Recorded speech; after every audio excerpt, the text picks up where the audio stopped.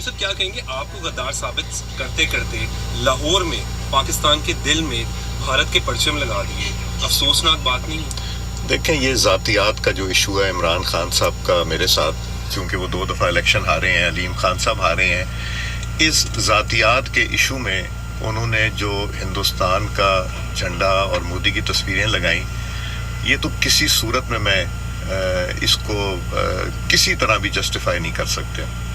افسوس کی بات ہے. میں نے ایک چیز کلیریفائی کر دی کہ میں نے اس گورنمنٹ کے بارے میں، ان کے وزراء کے بارے میں بات کی تھی. اس کے بعد مجھے اب وضاحت دینے کی ضرورت نہیں ہے، میں نے کہہ دیا جو کہا. مگر یہ دیکھیں کہ میرے جیسا آدمی جو 2002 سے جس نے کبھی ایسی بات نہیں کی، اگر عمر صاحب آپ کو یا آپ کو روز کہا جائے کہ آپ کے میں مودی کی روح ہے اور آپ ہندوستان کے ہیں اور آپ غدار ہیں، تو کیا آپ کا دل نہیں دکھے گا؟ کیا آپ بھی کبھی جذبات میں آگے کوئی ایسی بات نہیں کریں گے؟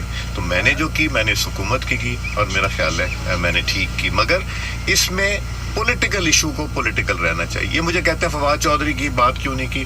دیکھیں فواد چودھری کی بات کو لے کے اگر میں آگے جاؤں گا، اس میں کوئی نیشنل انٹرسٹ کو فائدہ نہیں پہنچا رہا ہوں گا. تو اس لیے ہم وہ بات کریں جو نیشنل انٹرسٹ کی ہے.